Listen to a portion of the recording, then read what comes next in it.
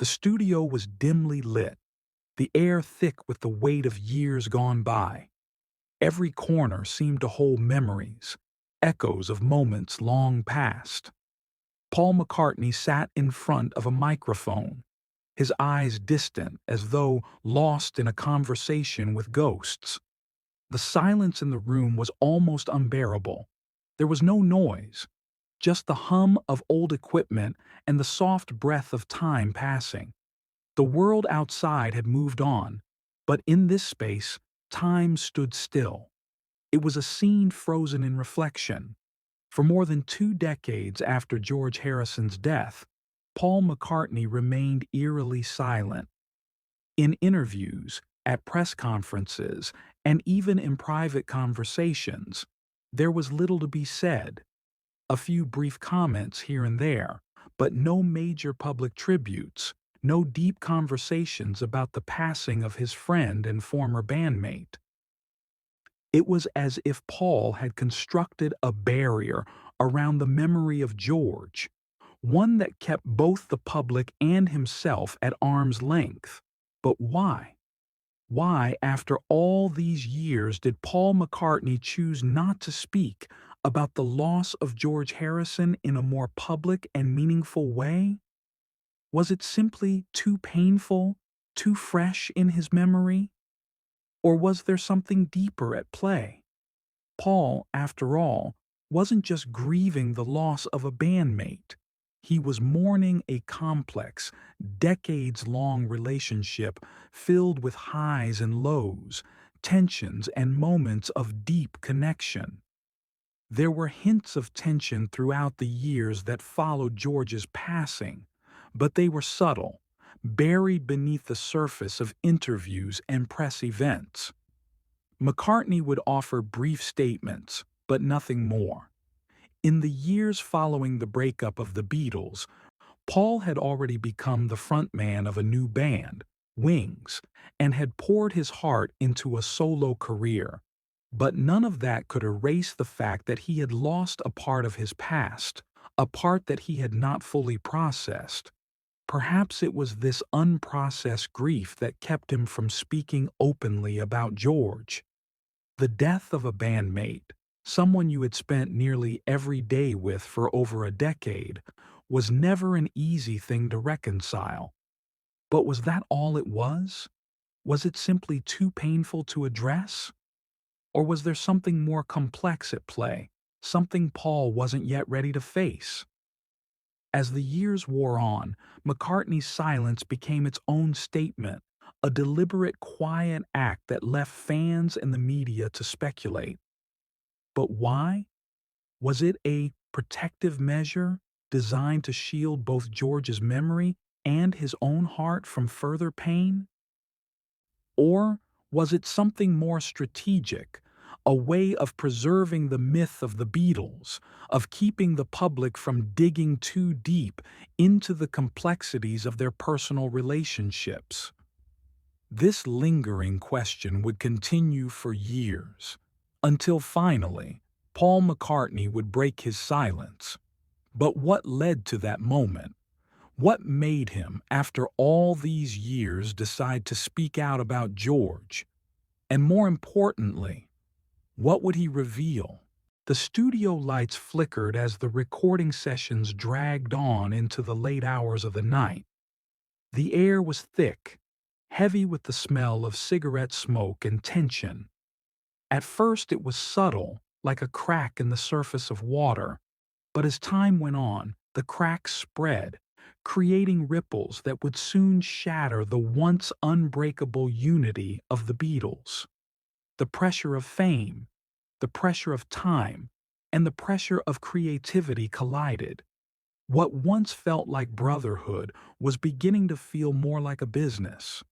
For years, George Harrison had been the quiet one in the Beatles. But as the 1960s came to an end, something inside him began to shift. His creative ideas, once dismissed or overshadowed by Paul McCartney and John Lennon, grew sharper, more distinct, and he became increasingly frustrated with the confines of the band. He wanted to explore different sounds, experiment with new ideas. But McCartney, the band's dominant creative force, was resistant to those changes. There was a growing tension between Paul and George, one that was quietly simmering under the surface. McCartney, the perfectionist, was determined to maintain the Beatles' sound, while George longed for the freedom to break away from it. The clash of creative visions wasn't just musical, it was personal. It wasn't just about melodies and lyrics, it was about identity. George was no longer content playing second fiddle to Paul and John. He wanted more. He wanted to be heard. The frustrations reached a boiling point during the recording of the White Album in 1968. George, who had contributed more material to the band's albums, found himself fighting for every note, every lyric. And then, during the sessions for Let It Be, the cracks finally broke wide open. George, feeling stifled and undervalued, walked out of the band. The tension had reached its breaking point. It wasn't just about music anymore. It was about respect, about recognition. But the rift between Paul and George wasn't just about artistic differences. It was about power. McCartney's dominance in the band had grown over the years.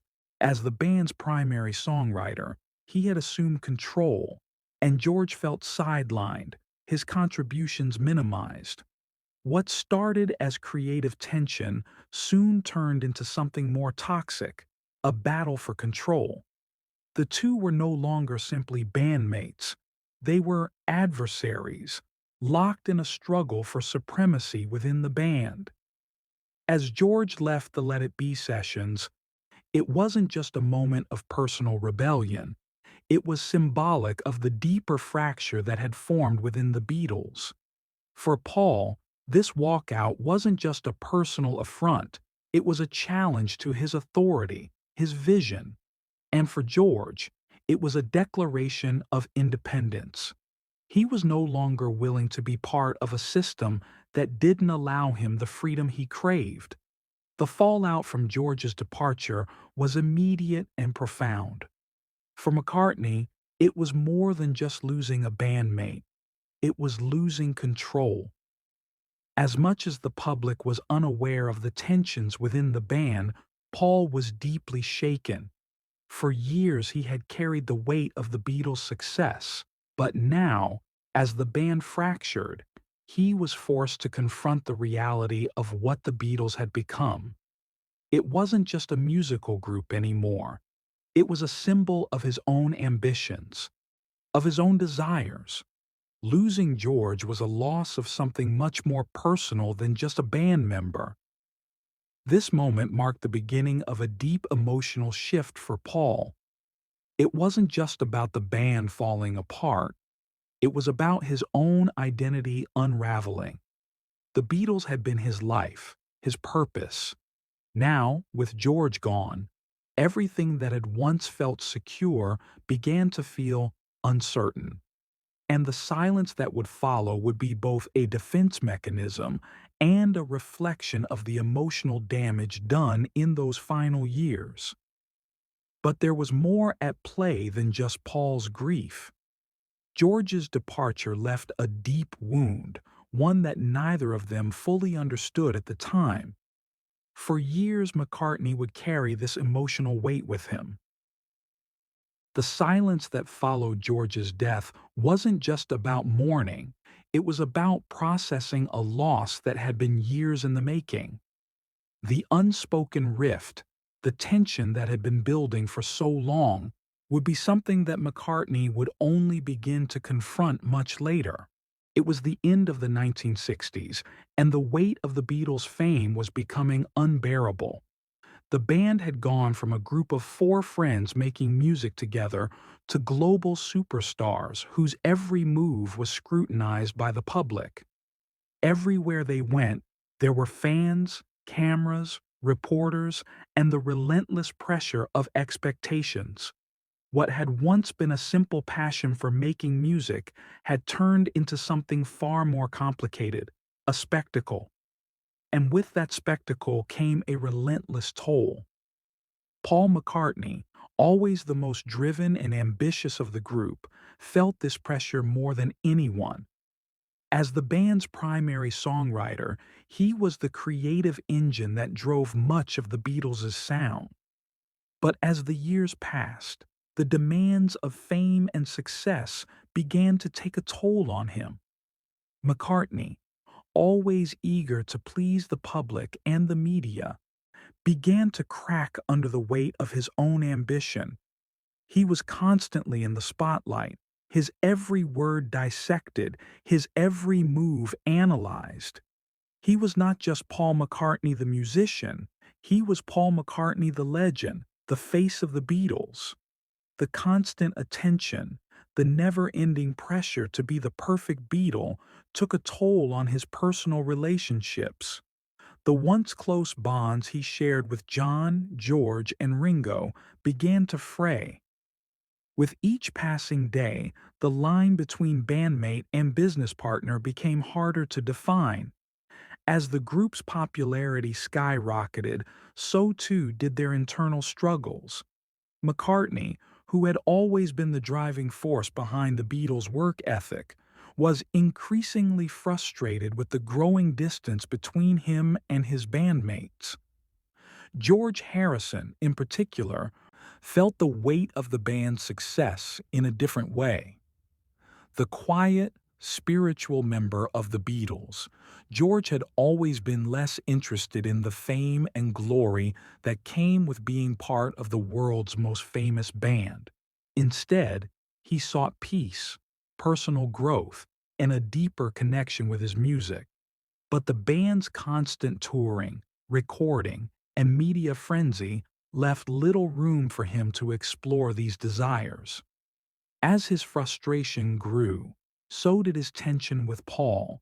Their differing priorities, Paul's relentless drive and George's desire for personal freedom, created a chasm that could not easily be bridged. This sense of pressure wasn't just felt by George. John Lennon, too, had grown weary of the constant public scrutiny, but it was Paul who seemed to bear the brunt of it. As the Beatles' most visible member, Paul was expected to always be on, to be charismatic and engaged, to represent everything the band had achieved. But over time, that constant performance became exhausting. Paul, whose identity had always been intertwined with the Beatles' success, began to lose himself in the process. For Paul, the toll wasn't just emotional, it was also physical. The relentless pace of the Beatles' success, coupled with the personal tensions within the band, started to take a serious toll on his health. He became increasingly restless, more irritable, and less patient with those around him. The cracks in his relationships with George, John, and Ringo became more pronounced, and as he fought to maintain his vision of the Beatles, the tension between him and his bandmates only deepened.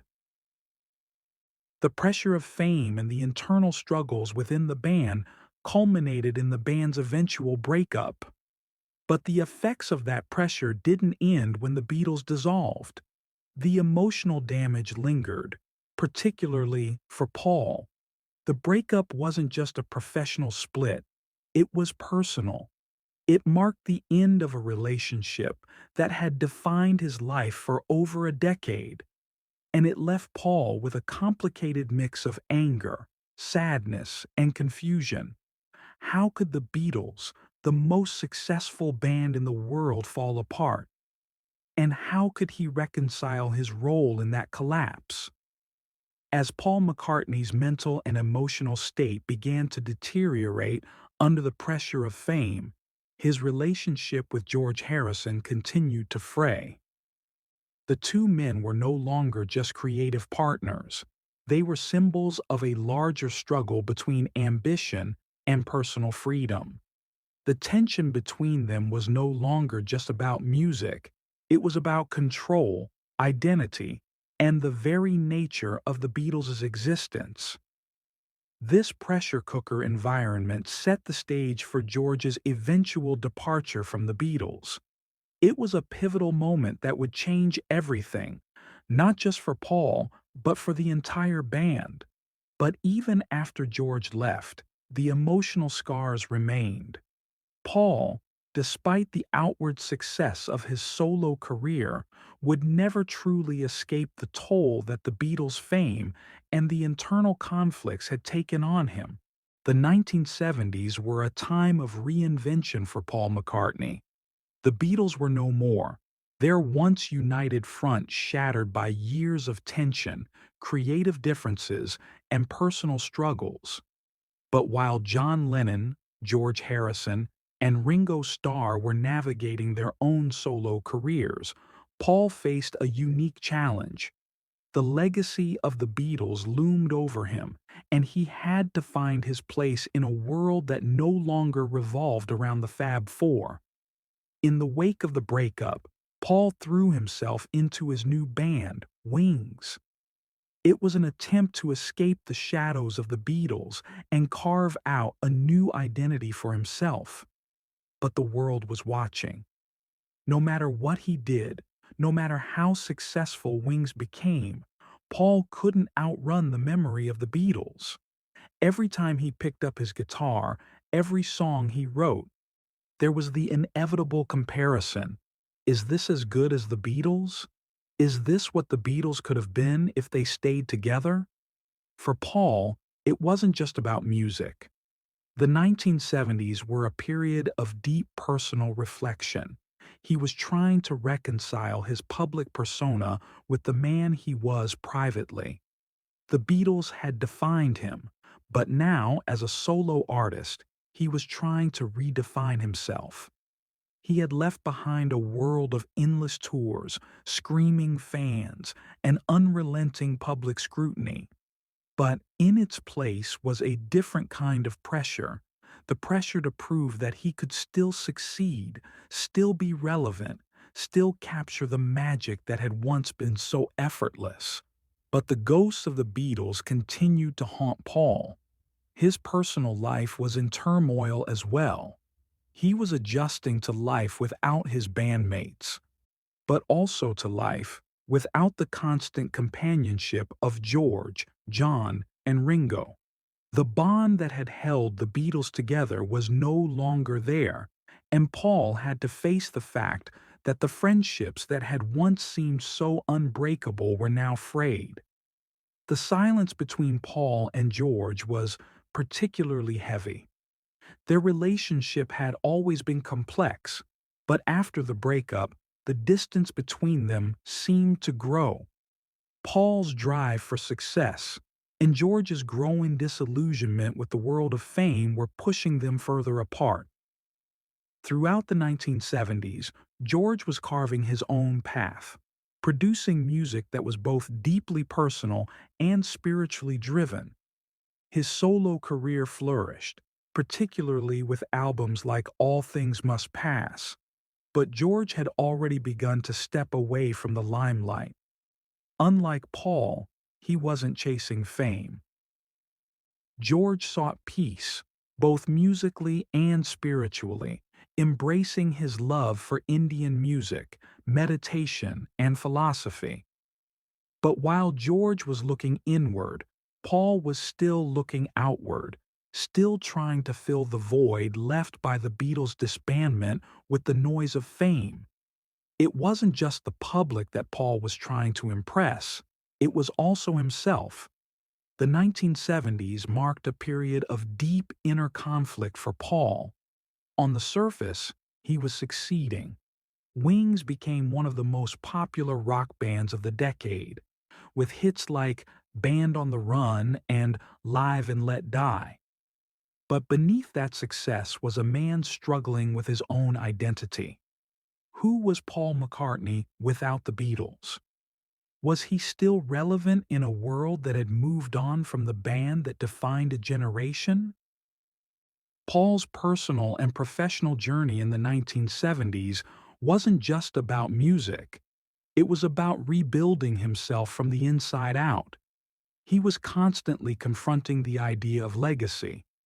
No matter how successful Wings became, the world couldn't forget that he was Paul McCartney from the Beatles. And in many ways, neither could Paul. But despite the success of Wings and his growing confidence as a solo artist, there was a nagging feeling in the background, the unresolved tension with George.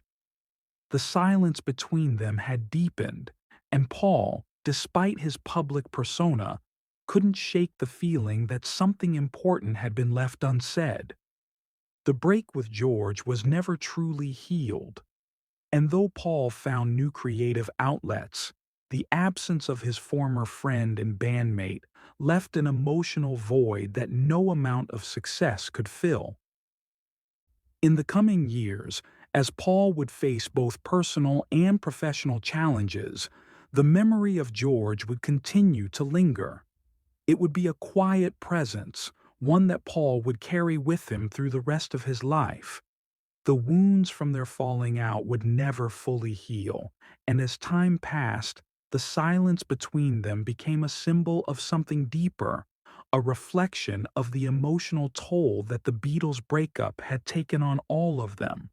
The 1970s were a time of transformation, but for Paul, they were also a time of reckoning with the past.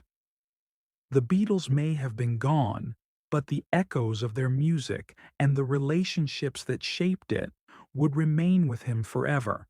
The 1990s were a quiet period in the life of George Harrison. By then, the world had long moved on from the Beatles, but George was still carving his own path, one that was markedly different from his former bandmates. While John Lennon's tragic death had left a permanent void, George, in contrast, had chosen to retreat into a quieter life. He wasn't chasing the same kind of fame or success that Paul McCartney had in the years following the Beatles' breakup. Instead, George had found solace in spirituality, in music that reflected his personal journey, and in his love for the natural world. By this time, George had already released some of his most significant solo work, including All Things Must Pass, an album that remains one of the most iconic in rock history. But after that, he had retreated into a world that was far removed from the noise of fame. George spent much of the 1970s and 1980s in relative isolation, focusing on his love for Indian music, meditation, and exploring spiritual practices. His music became deeply personal, more introspective, and spiritually charged. However, by the 1990s, something shifted. George, who had largely kept his distance from the media, began to re-engage with the public, but in a way that felt more authentic to him. He was no longer trying to recapture the fame of the Beatles or seeking validation through success. He wanted to create art that resonated with his soul, art that was for himself, not for the world. But there was also something deeper. In 1997, George was diagnosed with cancer, a cruel twist of fate for a man who had long sought peace and inner calm. The disease brought George's mortality into sharp focus, and for the first time in many years, the public and his inner circle were reminded of the fragility of life.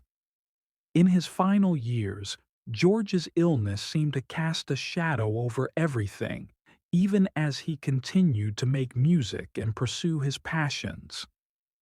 Despite his battle with cancer, George remained outwardly calm, serene even, often retreating to his estate in England to spend his last days in the company of close family and friends.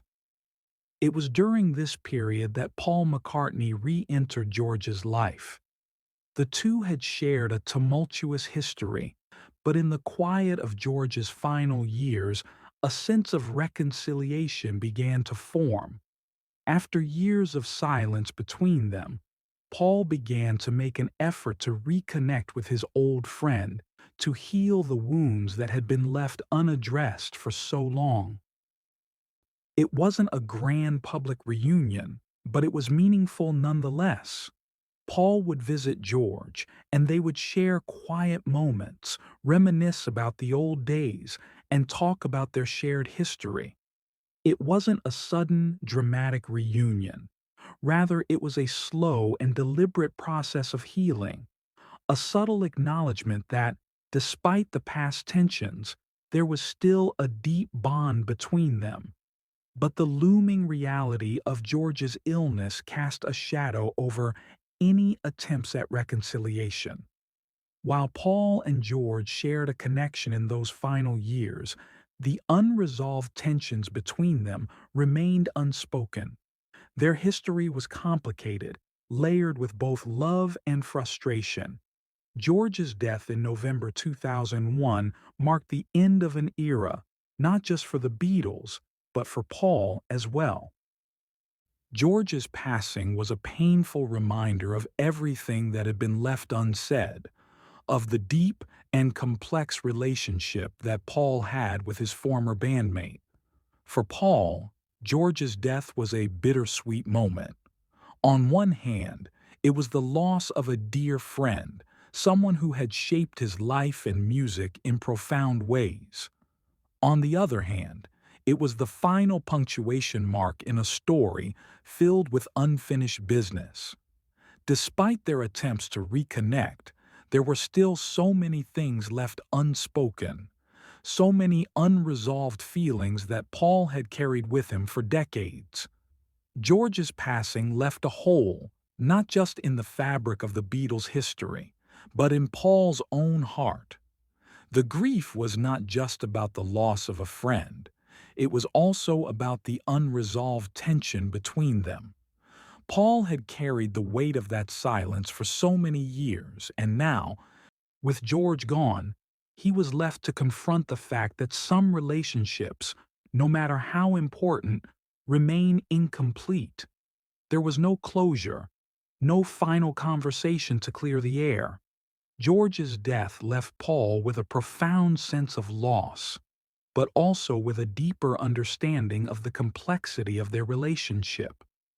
In these final years, George Harrison had become a figure of quiet introspection, far removed from the chaos of the Beatles' past. But even as he sought peace, his death left Paul with a complicated mix of emotions. While the silence between them had begun to crack, it wasn't enough to heal the wounds of the past. The emotional complexity of their relationship, marked by both love and unresolved tension, would continue to haunt Paul in the years that followed. It had been years, decades even, since Paul McCartney had truly spoken about George Harrison. The silence was deafening, and though Paul had spoken briefly in public, it was always guarded, careful. The loss of George had affected him deeply, but there had been so many years of unresolved tension, so many unsaid words. Now, with George gone and the weight of all those years pressing down on him, Paul felt a compulsion to finally confront what had been left unsaid. But what had changed? Why, after so long, did he decide to speak out? The answer was buried in the aftermath of George's death. Paul's grief was immense. There was the profound sadness of losing a friend, but also a deep regret that there had been so much left unresolved. Despite the quiet moments they shared in the final years, the complexities of their relationship remained. The rift between them, born of tension, competition, and unresolved hurt, had never fully healed. The fact that Paul had not been able to resolve things with George before his passing haunted him. Their friendship had been too precious, too important to let slip away without one final conversation, and yet that was exactly what had happened. The silence between them remained, and now it was too late. In interviews following George's death, Paul began to open up. At first, the words were hesitant, careful, but as the years passed, something shifted inside him. The emotional toll of keeping everything bottled up, of avoiding the painful reality of what had been lost, finally became too much to bear. And so, in 2002, just a year after George's death, Paul did what he had never been able to do before. He spoke openly about his relationship with his former bandmate. It wasn't an explosive revelation, but rather a quiet, reflective admission. Paul spoke of the deep regret he felt over the years of silence, of the unresolved issues between them. He admitted that the tension between him and George had been complicated, but that it was rooted in a mutual love and respect for each other that had been, at times, buried beneath misunderstandings. Paul acknowledged the importance of their shared history, not just as bandmates, but as friends. The emotional weight of those years, the years of tension, the years of silence, had become a burden that he could no longer carry alone. Breaking his silence was not just an emotional release for Paul, it was a moment of catharsis. He had spent so many years keeping his feelings hidden, burying them beneath layers of public appearances, interviews, and the demands of his career. But now, he had nothing left to protect. George was gone, and the years of silence between them were something that Paul could no longer ignore. He owed it to George, to their fans, and to himself to finally confront the reality of their relationship. For Paul, this wasn't just about speaking for the sake of the public, it was about healing. By finally addressing the tension that had existed between him and George, Paul could begin to heal the emotional scars that had been left by the Beatles' breakup and by George's death. It was a process of reckoning with his own role in their falling out, but also of coming to terms with the fact that some relationships cannot be neatly wrapped up with a bow. Some things, no matter how much we wish for closure, will always remain unfinished. In the years following George's death, Paul would continue to reflect on their friendship. He would speak more openly about their time together in the Beatles, about the complexities of their relationship, and about the deep love and respect they had for each other. But even as he spoke, there was an underlying sadness, a recognition that, despite all the attempts at reconciliation, the past could never be fully undone. The silence that had hung between them for so many years would always be a part of their story. Paul McCartney's decision to break his silence was a turning point. It wasn't just about George, it was about Paul himself. By finally acknowledging the complexities of his relationship with George, Paul was able to take the first step toward healing the emotional wounds that had been left open for so many years. The process of speaking out wasn't easy. It was raw and deeply emotional, but it was necessary. It allowed Paul to reconnect with his past, to understand it in a new light, and to begin the process of forgiving himself for the mistakes he had made along the way. The silence was broken, but the emotional journey wasn't over. Paul's revelations about George marked the beginning of a new chapter in his life, a chapter that, though marked by loss, was also filled with hope, reflection, and the possibility of emotional reconciliation. In the coming sections, we will explore how Paul's revelations about George shaped the public's understanding of their relationship and how those revelations impacted the Beatles' legacy. When Paul McCartney finally broke his silence about George Harrison, it was not an explosion of revelations or a dramatic tell-all. Instead, it was a quiet, reflective moment, a soft unveiling of emotions that had been buried for years. The truth that Paul revealed was not just about the past, it was a reflection of the complexity of their relationship, their shared history, and the emotional weight of the Beatles' breakup. The public was eager for answers, but what they got was something far more personal and nuanced than anyone had anticipated. In interviews following George's death, Paul shared that his relationship with George had always been complicated. The tension between them during the final years of the Beatles was not just about creative differences or musical clashes. It was about the evolution of their individual identities. George had grown increasingly frustrated with the band's dynamics and his role within it, while Paul's own ambitions continued to pull him in different directions. For Paul, it was a painful realization that the bond they had once shared as friends had fractured, not because of a lack of love, but because of a failure to understand each other's needs and aspirations. For years, Paul had carried the weight of this unspoken truth. He had been the driving force behind the Beatles, and as their creative and business leader, he had taken on the responsibility of managing not just the music, but the interpersonal dynamics of the band. But with George, it was different. Their relationship had been one of equal partnership, a mutual respect for each other's creativity and ideas. And yet, when the band began to implode, Paul couldn't find a way to reconcile his vision with George's growing desire for freedom. The tension that had once been subtle became impossible to ignore. One of the most poignant truths Paul revealed was the deep sense of regret he felt for not resolving their issues before George's death. The silence between them had grown to a point where it became more than just an absence of words. It became a symbol of everything that had gone wrong between them. Paul had hoped that time would heal the wounds, that distance would allow them to rebuild their friendship.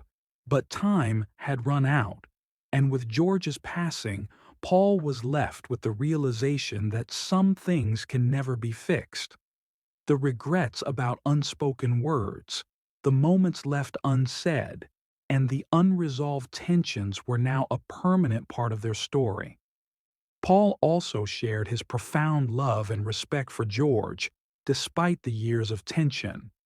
The Beatles' legacy, he acknowledged, was not just his own, it was shared by all four members. And George's contributions were integral to the sound and spirit of the band. McCartney recognized that George had been a key figure in shaping the Beatles' music, not just as a guitarist, but as a songwriter, a collaborator, and a source of spiritual depth. The complexity of their relationship was something that could not be reduced to simple words or explanations. Paul's feelings were a mixture of love, regret, respect, and a deep longing for the connection that had been lost. What Paul revealed about George was more than just a simple recounting of their past. It was an emotional reckoning.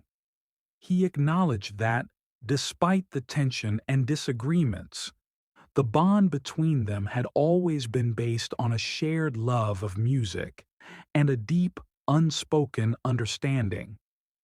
The silence that had grown between them, the emotional chasm that had formed over the years was never about a lack of love. It was about a failure to bridge the gap between two people who had once been inseparable. As Paul spoke about George, there was an underlying message that resonated. Reconciliation is not always possible, and sometimes the time to heal passes before we realize it. Paul's decision to finally speak out was not just about his relationship with George. It was about coming to terms with the fact that some aspects of life, no matter how much we wish otherwise, remain unresolved. And sometimes, The only thing we can do is acknowledge the truth, face the regrets, and move forward. The truth Paul revealed was not an easy one to share. It was a truth born out of years of introspection and regret. But in telling it, Paul not only healed himself, but also gave fans a deeper understanding of the complexities of the Beatles' story. The public had always seen the Beatles as a perfect unit, but Paul's revelations peeled back the layers to reveal the humanity behind the myth. The Beatles were not just a band, they were four individuals, each struggling with their own issues, aspirations, and relationships. The silence that had been a defining feature of Paul and George's relationship was now being broken, and in doing so, Paul allowed both himself and his audience to finally understand the depth of their connection and the pain of what had been lost. The truth Paul McCartney revealed was a quiet, painful reflection on the past. It wasn't about placing blame or offering excuses. It was about recognizing the complexity of their relationship, acknowledging the regrets, and accepting the fact that sometimes time simply runs out. This moment of honesty opened a window into the Beatles' inner world, showing the world not just the legend of the band, but the very real, very human emotions that lay behind the music. When Paul McCartney finally broke his silence about George Harrison, it was an emotional revelation that left fans and the public reeling. But after years of carrying the weight of unspoken truths, what truly changed for Paul? What impact did this moment of openness have on his relationship with the public, his own understanding of the past, and the legacy of the Beatles? The immediate reaction from the public was a mix of surprise and admiration. McCartney's decision to speak candidly about his relationship with George Harrison was seen by many as a rare act of vulnerability. Fans had always seen Paul as the confident, charismatic Beatle, the one who kept the band's legacy alive through his music, his public persona, and his willingness to embrace his past. But this new side of Paul, one who was willing to confront the pain and the regrets of his past, was something that many hadn't expected. It was a humanizing moment that allowed Paul to shed the image of the indestructible pop icon and show the world the emotional depth of the man behind the legend. For Paul, the decision to speak out was not just about clarifying the past, it was about giving himself permission to grieve. He had spent years trying to keep his emotions buried, to maintain the image of the successful, happy Paul McCartney who had moved on from the Beatles. But the silence had become unbearable. By breaking that silence, Paul allowed himself to feel the loss of George, not just as a friend but as a deeply important part of his life. The emotional release was cathartic, but it also marked a new chapter for Paul in terms of his relationship with the Beatles' history. It was no longer just about preserving the myth. It was about confronting the truth and accepting that the Beatles' legacy was as much about their human flaws as it was about their brilliance. On a personal level, Paul's willingness to speak out about George had an undeniable impact on his emotional healing. For years, he had carried the weight of their unresolved tensions, the things they never said to each other. Breaking the silence allowed Paul to begin processing his grief in a healthier way. It wasn't just about public acknowledgement, it was about reconciling with the fact that his relationship with George was complex and some parts of it would remain unhealed. But by acknowledging that, Paul was able to find peace, not just with George's death, but with his own role in their fallout. The public's response was overwhelmingly supportive, but there were also those who were critical. Some fans believed that the revelation was too little, too late, questioning why Paul hadn't opened up sooner. Others felt that his decision to speak publicly about such a personal matter felt a bit self-serving, as if he was trying to reclaim the narrative around his relationship with George. However, these reactions were in the minority. Most fans, especially those who had followed the Beatles for years, understood the complexity of the situation. The Beatles were not just a band, they were four young men who had grown up together, fought, loved, and lost. The emotional journey that Paul shared with George was no different from the complicated relationships many people experience in their own lives. In the years following his revelation, Paul's relationship with his legacy shifted.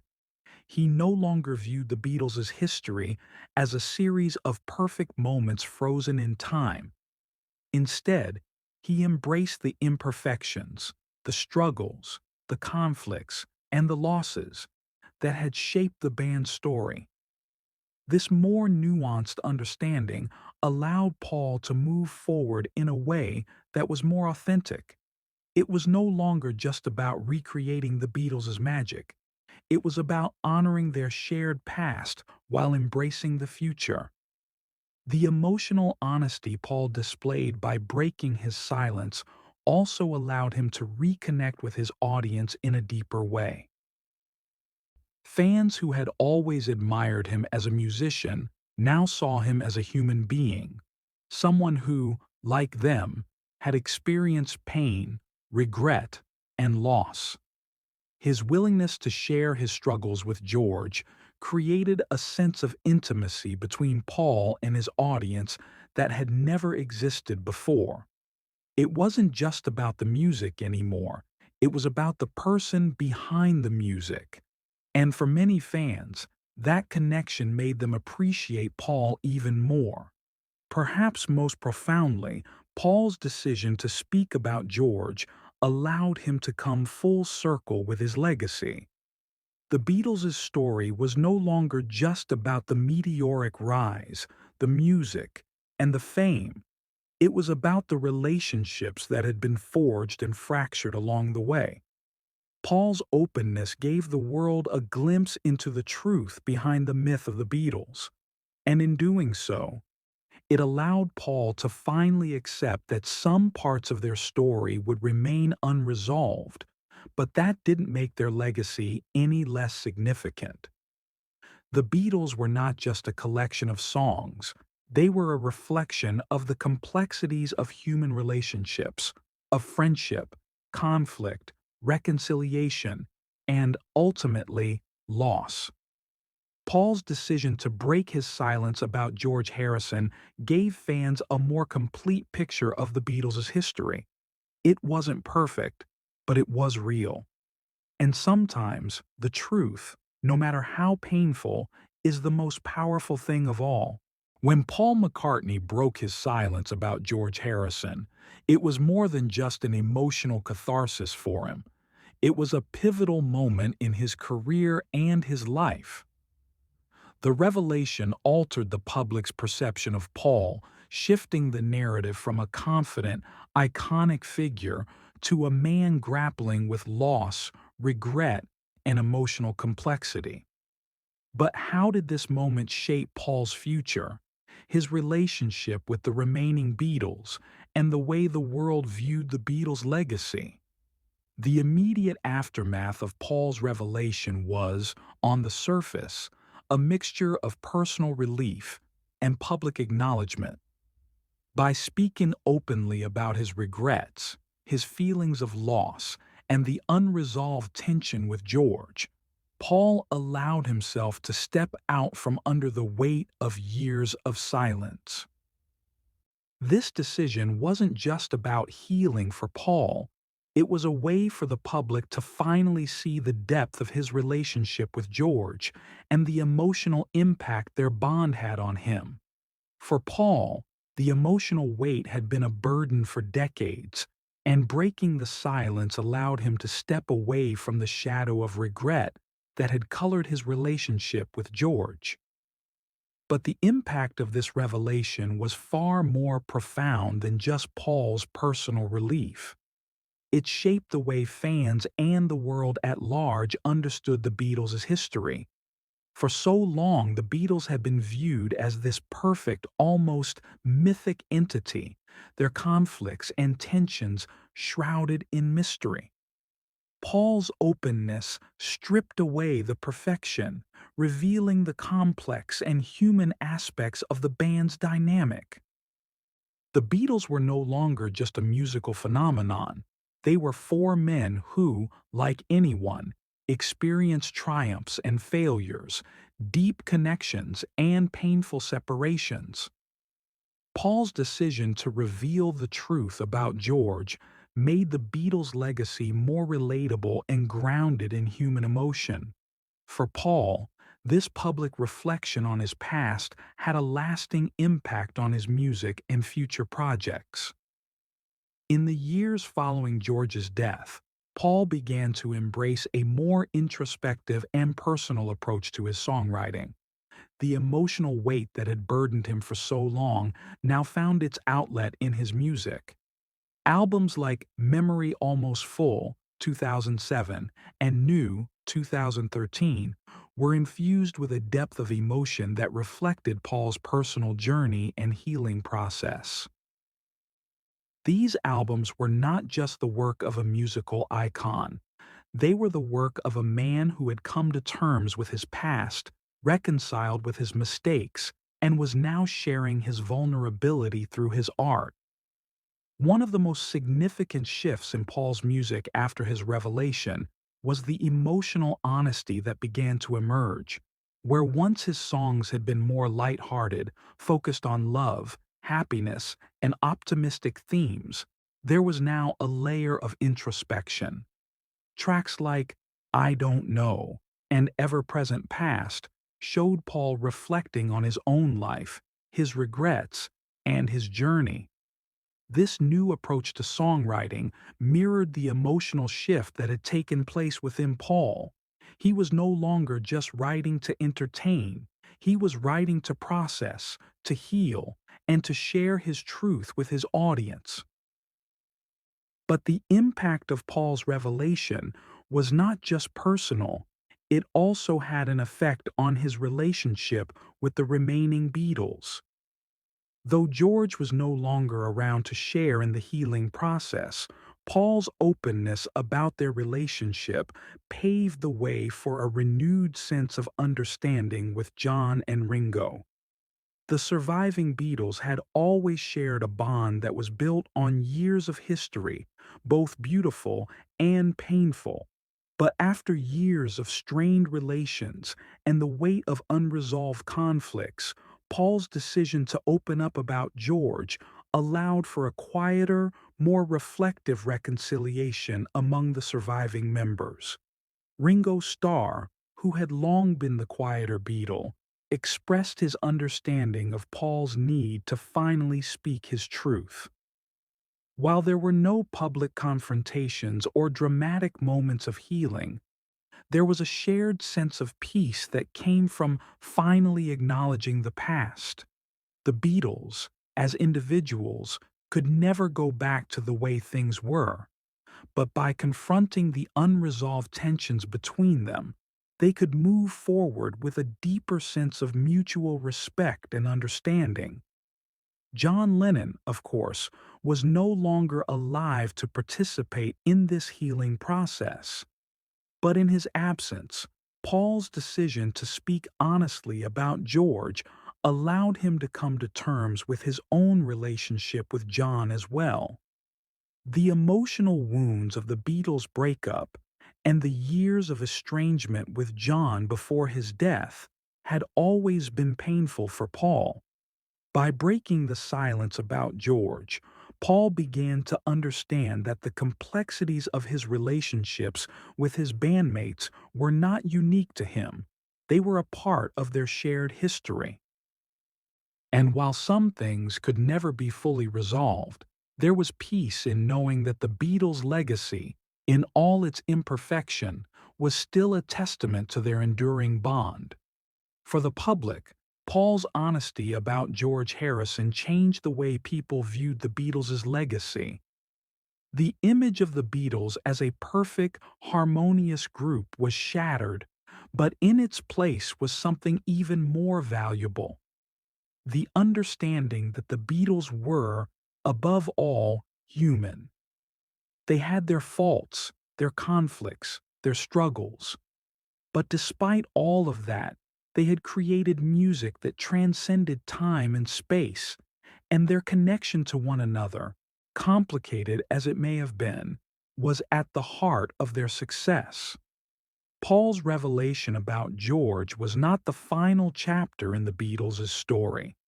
Instead, it was a moment of reflection that allowed both Paul and the public to understand the depth of their shared history. The Beatles had not only changed the music world, they had also changed the people who had witnessed their rise, their fall, and everything in between. Paul's willingness to finally speak openly about George Harrison made the Beatles' story more real, more human, and ultimately more powerful.